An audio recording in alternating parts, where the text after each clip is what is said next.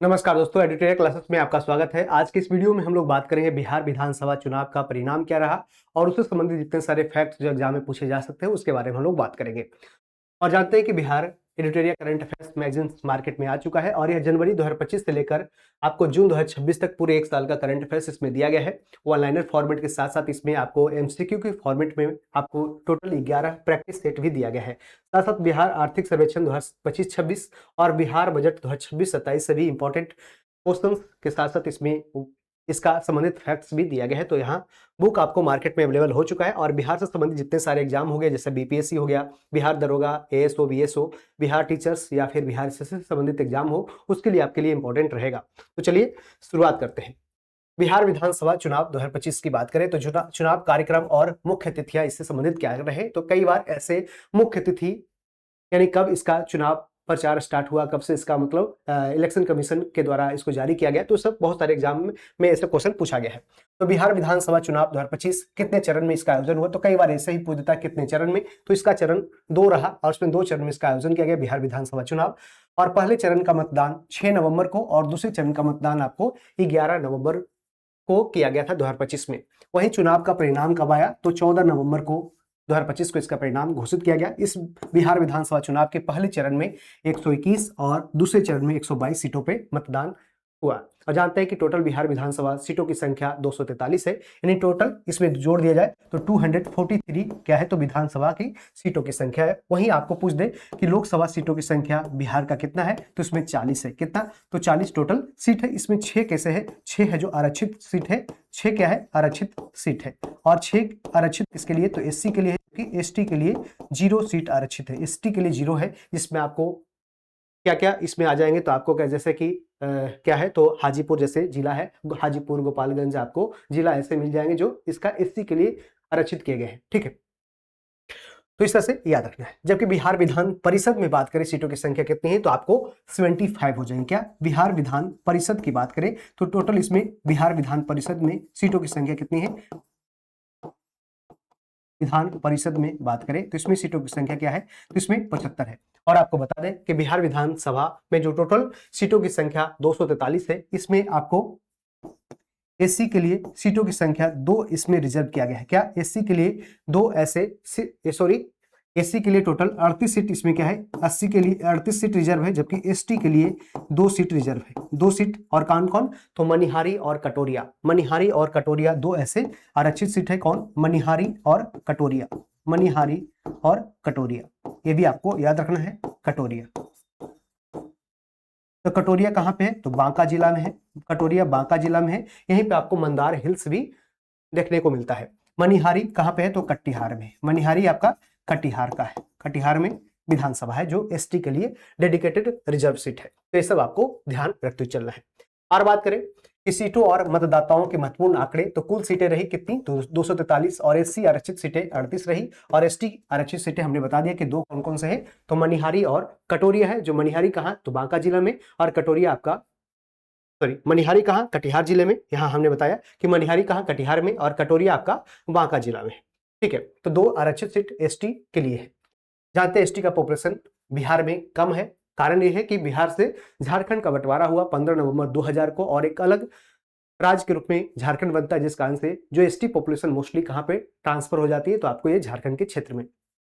कुल पंजीकृत मतदाता की बात करें तो 7 लाख कितना, तो 7,45,26,000, 7,45,00,000 7,45,26,858 कुल पंजीकृत यानी रजिस्टर्ड मतदाता रहे।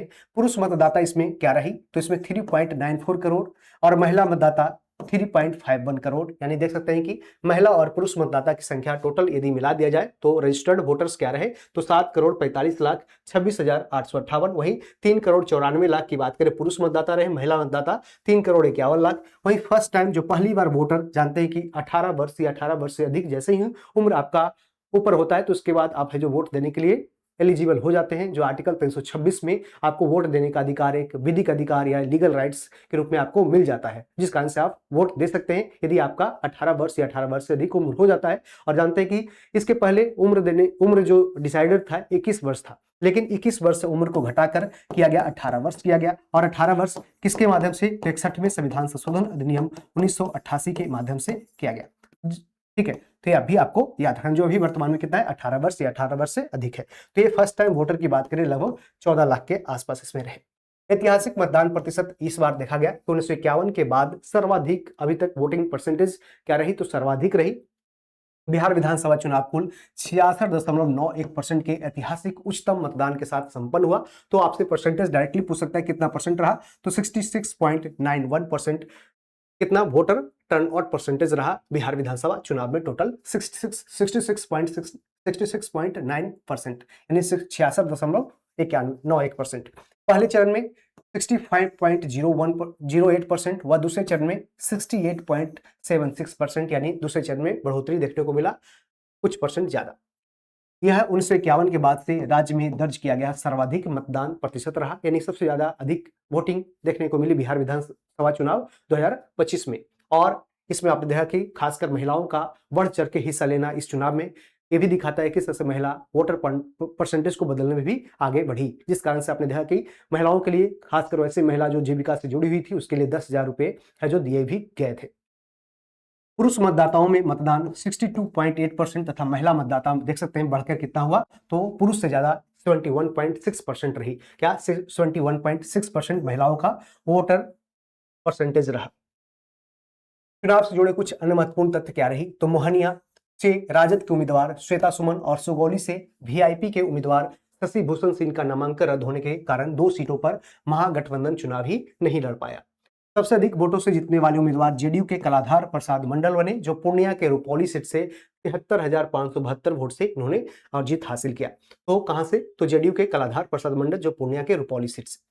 सबसे कम वोट के अंतर से जीतने वाले उम्मीदवार जेडीयू के राधा चरण सिंह रहे, जो संदेश विधानसभा सीट से सिर्फ 27 वोटों से है जो जीत अपनी हासिल की। कहां से, तो ये राधा चरण सिंह जो जदयू पार्टी से रहे।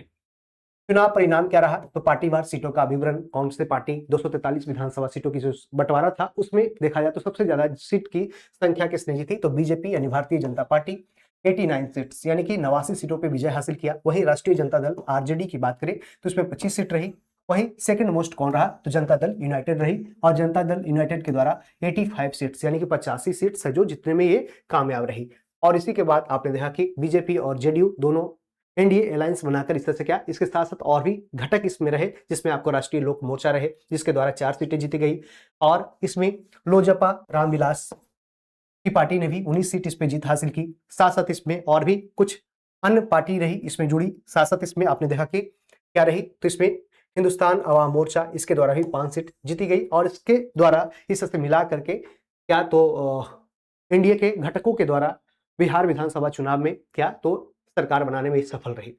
तो Bharatiya Janata party 89 seat, Janata Dal United 85 seat, राष्ट्रीय जनता दल आरजेडी 25 सीट, लोजपा रामविलास पासवान की पार्टी 19 सीट, और इसको जो अध्यक्ष कौन है, तो चिराग पासवान है, इनके द्वारा 19 सीट। वहीं भारतीय राष्ट्रीय कांग्रेस इंडियन नेशनल कांग्रेस के द्वारा मात्र 6 सीट है जो जीत हासिल हुई।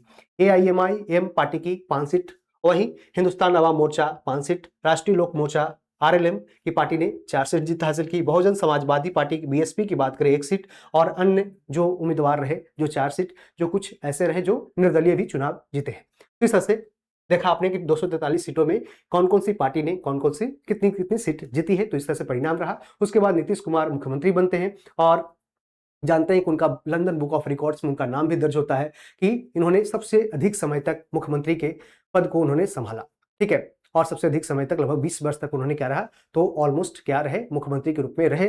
लेकिन उसके बाद जानते हैं कि बिहार के नए मुख्यमंत्री के रूप में बनाए गए सम्राट चौधरी, और अभी वर्तमान में जो बिहार के मुख्यमंत्री हैं 24वें मुख्यमंत्री के रूप में बने हैं सम्राट चौधरी। एक लंबे अरसे के बाद नीतीश कुमार की सरकार के द्वारा इसको बनाया गया, सपोर्ट दी गई, और इस तरह से बिहार के मुख्यमंत्री के रूप में बने हैं सम्राट चौधरी। तो इस तरह से आपको नाम याद भी रखना है। चलिए, बाकी लास्ट में आपको कर्मचारी बैच और जीत बैच के बारे में अपडेट देते हैं कि बिहार एसएससी की यदि आप तैयारी करते हैं तो उसके लिए आपको one stop solution MCQ batch कर्मचारी बैच लाया गया है, और उसमें आपको यदि आप थ्योरी में पढ़ना चाहते हैं तो उसके लिए जीत बैच चली आ रही है, उसको भी ज्वाइन कर सकते हैं। यदि आप कॉम्बो में जुड़ना चाहते हैं तो इसके लिए कर्मचारी प्लस जीत बैच, या फिर सिर्फ कर्मचारी बैच में एमसीक्यू फॉर्मेट में जुड़ना चाहते हैं तो इसमें जुड़ सकते हैं। ठीक है, बाकी इस क्लास का पीडीएफ आपको जितने सारे यूट्यूब पे क्लासेस होती है उसका पीडीएफ एलुटेरिया क्लासेस टेलीग्राम पे मिलेगा, तो यहाँ से जाकर डाउनलोड कर लीजिएगा और यहाँ से रिविजन भी कर सकेंगे। ठीक है, और बाकी अभी तक क्लास देखने के लिए धन्यवाद। Thank you for all your time and attention.